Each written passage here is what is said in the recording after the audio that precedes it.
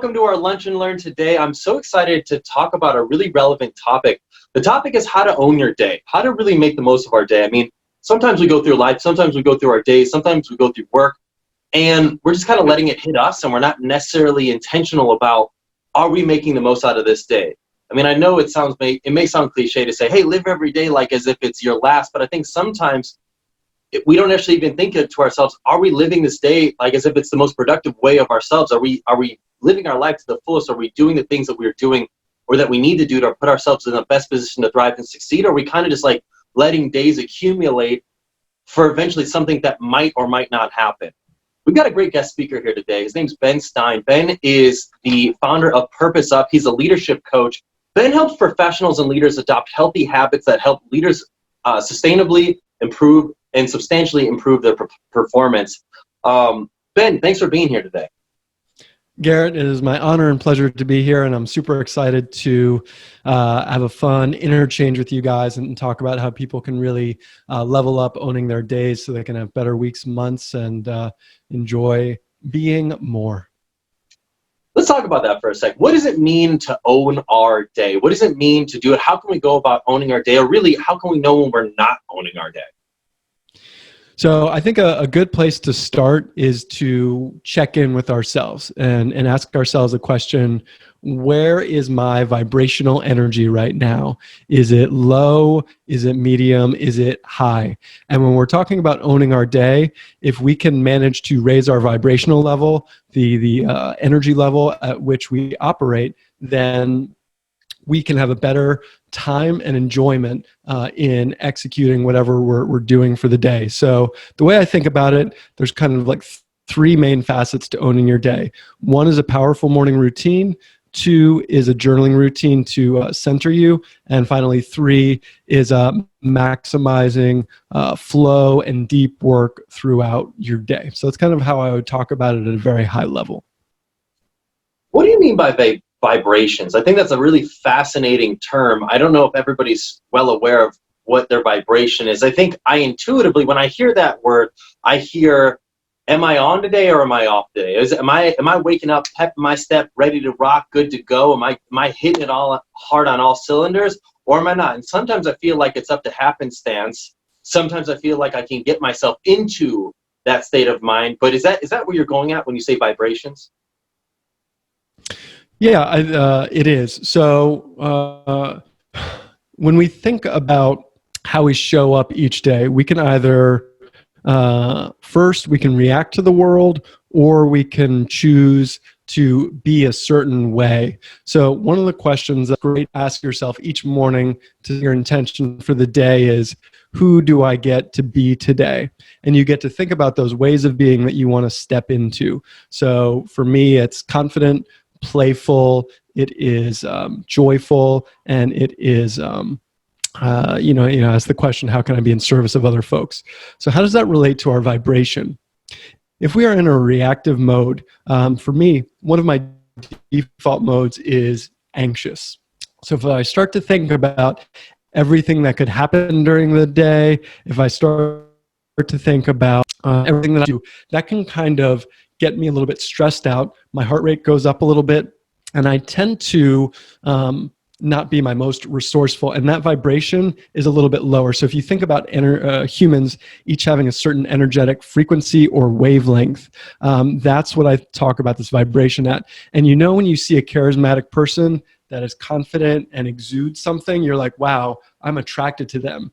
And you know, when you see an Eeyore type of person who is negative and is always complaining, they're operating on a lower frequency. So if we can become first aware of it and then aware of how to change our frequency, that's a great way to start thinking about how to own our day. It's a really interesting way of looking at it. I think if I could almost paraphrase, it's almost as if we set an intention of how we want to feel for a certain day, and are we in line with that? And if we are not in line with that, we're running at a low frequency, and if we are in line with that, we're running at a high frequency. I know for me, I don't know if I do an intentionality about how I feel every day, but I know I certainly do it for every week. I ask myself, how do I want to feel this week? Do I want to feel purpose-driven? Do I want to feel happy? Do I want to feel excited? Or what are my feelings that I really want to drive for this week? It's almost like taking a conscious daily audit of, am I actually feeling this or am I not feeling this? And if I'm not feeling this, how can I go about getting my vibration on the right level? 100%. So yeah, by simply asking a question, who do I get to be today? You get to answer that. And then from that place, if I'm going to be a leader, if I'm going to be confident, what do I need to do today to live into that? So it's a great way to start the day. The next thing that we get to do in order to own our day is come up with a powerful morning routine. And in that morning routine, what I like to do personally is I will either start with some meditation to help center me, to ground me.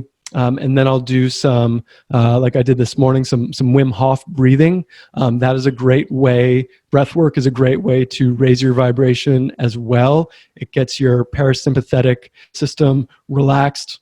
And then, from there, physical movement to just energize your body. And I think that's for me, that trifecta gets me feeling lit up in the morning. I have a question. Yes. Yeah. So on that topic, so you set your intention for the day, and the day seems to be going well, and then you're triggered. And I mean, maybe explain what trigger is, but then how do you pivot out of a trigger and get back to that feeling of alignment or feeling of feeling great? Sure. It's a great question. So, and it's kind of like owning our reaction is part of owning the day, to kind of keep with the theme there. First, what I like to start with is realizing that we all have an operating system. For many of us, that operating system was, a lot of that was coded in our childhood. So especially when we're talking about triggers, that can be something that sets off something personal that harkens back to something that we're not even aware of, right? So first, doing the work in terms of understanding what can trigger you, how to be aware of it, and then how to quickly pivot from it is great work to do that allows us all to be better leaders. And that is great to do with in leadership training, with a coach, etc. But to answer your question, it's kind of like there's 3 stages in the jujitsu of being able to control how you react to things. The first is after the fact. The second is like during. It's like, gosh, I'm messing up right now. And then the next is like realizing that you're about off the handle and catch yourself. So I think meditation, one, is great because it lengthens the space between stimulus and response. And that's ultimately you want to do to choose something normal. And let's say you already have done something that you're not proud of. It is quickly identifying that feeling in your body, A, the trigger, B, the reaction, and then saying, okay, how can I fix this as quickly as possible? Whether it's cleaning up a mess, whether it's talking with someone, or whether it's just getting back control of your physiology. And that could be breath work, that could be a walk, if it makes sense. Mm-hmm. That's really fascinating. I think that's a really good point that you bring up, Tori. There's a lot of things that come to mind. I think one, Ben talked about morning routines, which I think are really powerful. I've never heard of the Wim Hof breath. I think I have heard of it, but I don't actually know what that means. And I think for a lot of people watching this, they might think to themselves like, oh, a morning routine, is it really that impactful? I guess, do you have any stats or data on just the power of getting into that routine and how that can positively impact someone's performance? I know, I just can think of just from Atomic Habits, there's a lot of power in just having something consistent every day. And I know from my own personal experience, once I started setting up a morning routine of just like a little bit of exercise and a little bit of meditation, not like a huge thing, but like, 5 minutes of, or just a little bit of something every single day, made a huge impact on not only my feelings about it over time, whether that be in shape or feeling calm or feeling excited about my work or just feeling excited for the day itself, almost like the day was incomplete if I hadn't hit my morning routine. But I'd love to learn, do you have any data on just the power of routines, getting into them every morning? I wish I did have some stats off the top of my head, but if you look at someone like a Tim Ferriss or a James Clear for that matter, they break down, what does success look like for top performers out there. And, one of the themes that I know Tim Ferriss talks about a lot is you see meditation across the board with a lot of really successful folks. So, that is anecdotal, but what I consider good data. I can also speak to my own personal experience. I've been able to change my anxiety default into one that is more calm and able to go with the flow. And I'm glad that you mentioned James Clear and starting small, because I've been working on stacking my morning routine for a while and stacking habits. And if all of this is a little bit intimidating, starting small with 5 minutes of meditation with like the Calm app, for example, is a great place to start. And you want to give yourself small wins when you're starting with those small habits. So don't feel like you have to boil the ocean overnight, if that makes sense. Can we talk about meditation for a minute? Because there's so many different advice on how to meditate. I mean, I initially thought that meditation was in a room with the door closed, with my legs crossed in the yoga position. And then someone had said, no, you can do walking meditation, or meditation is like, what is meditation exactly? And are there different kinds or ways of meditating? So the answer is yes. Okay. And when I'm talking about meditation, I am speaking about the type where you do sit down, you try and minimize external stimulus, closing your eyes and breathing.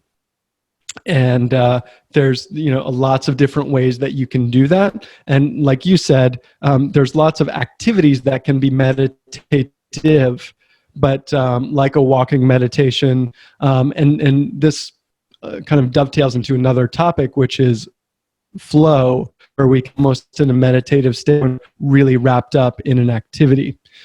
But for the sake of this discussion, I consider meditation something where you do sit down, you do consciously slow down your breathing, and within that, for example, I listen to guided meditation sometimes. I'm a big fan of Joe Dispenza. Sometimes he takes that guided meditation into visualization, which I find very powerful. Some you can use mantra meditation, and that's what transcendental meditation is based on. Sometimes people just focus on their breathing. And the idea is you never really are going to get rid of your thoughts, but you try and like lengthen the time frame between your thoughts. And that's kind of like the rep, is coming back to your breath or whatever you're staying present on, and not beating yourself up for having a thought. Our brain is an involuntary organ like our heart is. So a lot of things I talk about with beginner meditators is to just have that self-compassion and don't think you're trying to go for a blank slate of a mind, because that's unrealistic. This is really fascinating. I think all these topics of getting a morning routine, or getting into meditation, or identifying when you've got triggers and how to overcome them, I think they're really valuable. But I would imagine there are a lot of people that are watching this and they're thinking to themselves like, that's for other people. That's not necessarily for me. I can do all these other different things. I don't actually need this sort of stuff. I think let's talk about the cost of not doing this. Let's talk about the cost of multitasking. Let's talk about the cost of being stressed out and how that impacts your team and your performance. I guess let's talk a little bit about deep work, and when we are in deep work versus when we're not in deep work. And by deep work, I just mean being in flow when you're deeply focused on a task at hand, and what potentially takes us out of getting into that deep work, and how it impacts the people that we surround ourselves with and that we work with. Sure. No, I think it's a good question. And to kind of bridge that gap between the morning routine and structuring our days to own it, flow, and deep work, I want you to just kind of imagine yourself, or imagine a coworker who is very frazzled, and you walk into that energy field and these things are going wrong and they've got so many things to do and they're overwhelmed, and that, you almost want to like stay back from that person and be like, take some deep breaths and get your stuff together. Conversely, and start to focus when you're in that state. And we've all been there. We've all been overwhelmed. But conversely, when you have controlled your state, you're in a calm place. That is when you can really prioritize clearly, and you can choose focus instead of being distracted by all these things going on in that kind of frazzled state. So let's talk about flow first. So the psychologist who first kind of termed the coin flow is a doctor named Mihai Csikszentmihalyi. And one of the quotes that I love from him is, few things are sadder than encountering a person who knows exactly what he should do, yet cannot muster enough energy to do it. And I think we can probably all identify with knowing what we want to do and then constantly distracting ourselves unintentionally to not get it done, and be at the end of the day and be like, wow, I didn't get it done again. Does that resonate with you? All right. So let's like define flow really quick. And the reason why flow is important is if we can combine flow and deep work together, our days become optimized and more enjoyable. So flow state is known as being in the zone. It's the mental state in which a person performing an activity is fully immersed in a feeling of energized, focused, full involvement, and enjoyment in the process of the activity. In essence, flow is characterized by the complete absorption in what one does and resulting transformation in one's sense of time. So I want you to imagine a graph where challenge is on the y-axis and skills are on the x-axis. Flow is in this top corner where challenge meets skill. So if we can get more of our activities to match that high challenge level and high skill level, we can have more flow. If we feel anxiety, that means the challenge is high, but our skill level is low. So that's a clue for us to skill up. Conversely, if we're bored, that means our skill level is high, but the challenge isn't enough. So knowing which levers that you can change can allow you to be in more flow, if that makes sense. That makes tons of sense. That's a powerful message. If you're watching this right now, take a moment to rewind about 30 seconds, re-listen to what Ben just said. That was a golden piece of wisdom right there. I think everybody can relate to that feeling of either anxiety or boredom, and not necessarily know why I am bored or why I am anxious and not be able to do anything. And instead, they just totally pull back and disengage and go into something else, maybe go into a hole, maybe look for a new job, look for a new position. When in reality, they don't realize that that is the solution. If I'm feeling anxiety, that means I need to upskill myself so that I can handle what's going on, be more efficient with the time that I've got. If I'm feeling bored and not engaged, that's also my fault. I need to seek out greater tasks so that I can be leveraging the skills that I do have. The only person that can control our own outcome is ourselves. It's not a lack of resources, it's a lack of resourcefulness. So I think that's a really great point that you brought up, Ben. Let's talk about multitasking for a second. I think a lot of people, I think it's starting to go away, but I hear quite a few people that brag about their ability to multitask. And I think it's a funny thing to say because I don't know if that's actually a skill. I don't even know if it's possible to multitask because I believe, at least in my research and looking at the topics on from researchers like Daniel Pink and other people on the topics of deep work and flow, that it's truly impossible to multitask. So let's talk about multitasking for a second, Ben. What are your thoughts on that? How can we overcome this notion that it's advantageous to multitask and instead focus on one thing at a time to be really good at that thing and be present when working on it?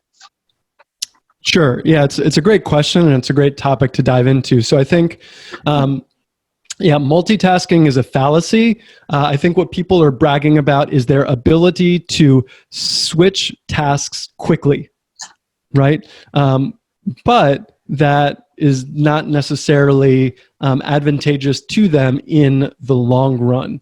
So, I want to pull up a quote from Cal Newport, and I've got some of his ideas that I want to share with you. He's got a book, Deep Work, and what he talks about is the distinction between deep and shallow work. So shallow work is non-cognitively intensive tasks which are low value and easy to replicate, like responding to emails, scanning websites, and using social media. Now, deep work, on the other hand, is, when you focus on one thing that is high value, whether it's something like if you're a computer developer writing code, whether you're a writer and you're writing something, those are where you create real value, you dive in deep, and that's where we really talk about where the real focus is. And the more that you can develop your what's called cognitive fitness, your ability to focus without distraction and get good performance from your brain. That cognitive fitness is what allows you to do more deep work and where you can create more value for yourself and your organization. Now, switching gears a little bit, task residue is what happens in your brain when you switch from task to task. It's also called context switching. And what happens is that part of your brain is still on the old task while part of your brain is on the new task, and you're being inefficient when you're changing gears. So the less times you switch gears, the more productive you can be. I'll share a quick story with you that kind of like illustrates it. I used to work in product management. And so we had our developers out in a open pit, and the head engineer created a flag system, red, yellow, and green. If the flag was red by an engineer, he had his noise canceling earphones on, and you could not disturb him to ask a question. If it was yellow, if it was really important, then you could ask a question. If it was green, you could go up to him. It was no problem. The reason why this is important and to hold sacred that deep space is if you look at developers, for example, they're estimating projects, they're accountable for a timeline. And if you interrupt them and it takes them 15 minutes to get back in the zone, and they're interrupted, twice every hour, they could easily lose like a week's worth of work in a month, and that accumulates vastly over time and creates great inefficiencies. So hopefully that illustration allows you to think about how much, for me, whether it's like looking at a text that comes in or an email notification when I'm, let's say, writing a blog post or creating a presentation, etc., all of that really reduces our efficiency and slows us down in terms of the progress we want to create. That was huge. Yeah. That was so huge. That's another one. Bit of gold there, Ben. If you're watching this, take a moment, seriously, rewind by a minute. If you think to yourself like, oh, it's okay if I've got my phone out next to me working, buzzing and bleeping and vibrating and all this other crap that's going on. I mean, Ben's talking about this through the research of Cal Newport. It doesn't work. If we have to take our minds and our eyes off of the task at hand, we are not going to get ourselves to where we like to be. And that could be potentially taking away a week of productivity off of our abilities, because that whole concept of mental residue that occurs from switching tasks indicates that the more we switch tasks, the less mental capacity that we have. So put away the phones. Open door policies, if you've got certain times to have an open door policy, that's fine. But an all the time open door policy seems to not be advantageous for your own productivity, because if anybody can walk into your door and ask you any question at any time, what are you actually able to do to get your work done when you are mentally focused? So on that topic, so what's your advice, Ben? So say you're a manager or a leader and you're in your office and you're typing out something that has to go out. Your door's open, like it's something that it's not like a meeting that's happening. You need to shut. It's happening, working on someone, and someone comes in to talk to you, and you're in the flow of writing something. What do you suggest you do? Like, how's that communication going to go? So it's a great question, and it comes down to boundaries and expectations. And what I love about the story I shared is that there was clear expectations set. So there was a culture where this was accepted, right? So if I'm in that manager's position, I would close my door and I'd put a note there saying, in the zone, please do not disturb, etc. So in other words, you're creating good habits and expectations with folks.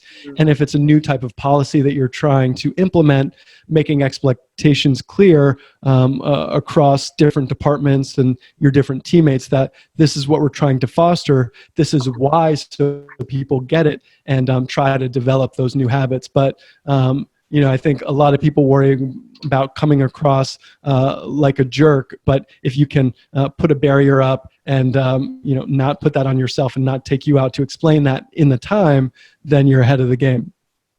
I love that. And the flip side of that, though, is talking about from a manager's perspective. I know as a leader of people, I can be impatient.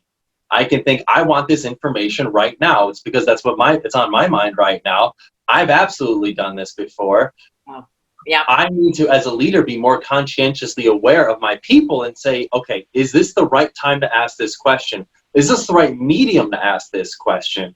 And if it's not, try to check myself and hold myself back from my urge to just ask the question via maybe text message when it's like, oh, this is way too early in the morning. They're not going to get up. And if they get up, the first thing they see is a text from me. It's going to stress them out. Send them an email. It's not that necessarily time sensitive. Yeah. 100%. One of the things I love to do in that scenario is, let's say you've got a manager-employee relationship. I love having a Google Doc for a one-on-one. And so let's say you have a weekly one-on-one. Either of you can drop stuff in the agenda so you don't forget it, but then you can look at it during the one-on-one. So like, let's just say it's something that can wait a couple of days. That's a great place to put it. But you can figure out and ask yourself that question: what level priority is this? When do I need an answer by? And communicating that with the ask, helps those reporting to you manage those requests better, instead of thinking everything is urgent and I should drop everything to take on those requests.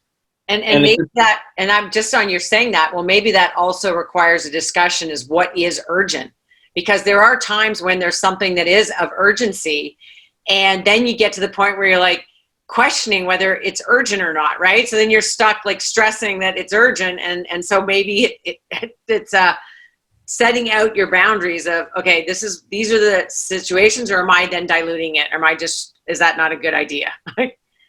No, I mean, I think it's about constant communication flow, right? And knowing both what your priorities are, short-term, long-term, right? Because there's urgent and unimportant. And if you're spinning your wheels on something that's urgent but unimportant, you're burning precious time. Right. I always feel everything I have is urgent. So. Yeah, well, and it creates mental residue. I think what it does is, as a leader, I can definitely think, to me, a personal example, think of me and my chief technology officer. His name's John Mark. I used to text him for everything. I used to just text him whenever I needed something. And yeah, we finally had an open discussion. He was like, man, I need to take back my cell phone. Like, I can't look at myself. So we use Slack for it now. It's like, if there's anything that's like medium important, I Slack it. If it's low importance, I email it. And if it's high importance, I'll text them. So he knows if I text him, it's an emergency. But yeah, before that, I was like the boy who cried wolf. I kept, texting him for everything. And he was just like, man, it's so stressful looking at my phone. If I see all these text messages from you, I don't want to see that. So it was great for me to get that kind of guidance. And ultimately, I think as a lot of leaders, we might think to ourselves, are all the things urgent? I know I personally realized most things are not fully urgent. I'd rather let my people that I'm working with, empower them to do the things that they're working on, because that's going to be most effective for their time.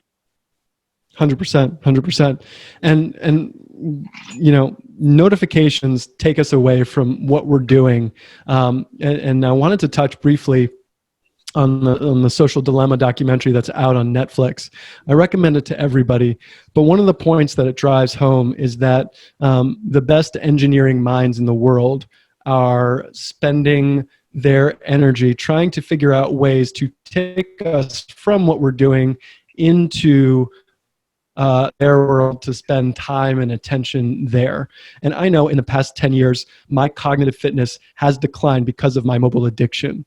And so what we get to do is we get to kind of take back ownership, knowing that they're hijacking our monkey minds. So therefore, we get to kind of take the power back where we can, whether it's putting our phone on airplane mode at certain times, whether it's keeping it out of the room, because that's like what's going to actually be effective. But I know for me, I am working on actually lengthening the time I can read and focus on a book, because my ability to do that has decreased over time. So like our physical fitness, we get to own our cognitive fitness as well. And I think that's an important thing for people to be aware of. Wow, I love that. Owning our cognitive fitness. That is amazing. I saw The Social Dilemma. Scary. You're right. It's like their job is to pull us away, to distract us and get them there, give them our attention. But yeah, I love it. Cognitive exercising. Love it. Awesome. Ben, this has been an awesome lunch and learn. I've really enjoyed what you've had to share with us and our audience. I feel like this is really on point and relevant to a lot of people's worlds and a lot of people's perspectives. How can our audience learn more about you and your work? Yeah, Garrett, it's been my pleasure, and Tori, thank you guys for having me. It's been a lot of fun. So I've got a podcast, Purpose Up Podcast. You can find it with Ben Stein. You can find it where podcasts are, purposeup.com. And if you guys want a free gift, I've got a Get More Purposeful toolkit where you can go to purposeup.com/free gift. But really appreciate the time and space to talk about these important ideas. And if you guys want to chat with me about any of these, open invitation, purposeup.com/call. Perfect. Ben, this has been great. Thanks for being here. Tori, thanks for being my co-host. I hope you all have a wonderful rest of your day and enjoy seeing you at our next Lunch and Learn. See you, everybody. Bye.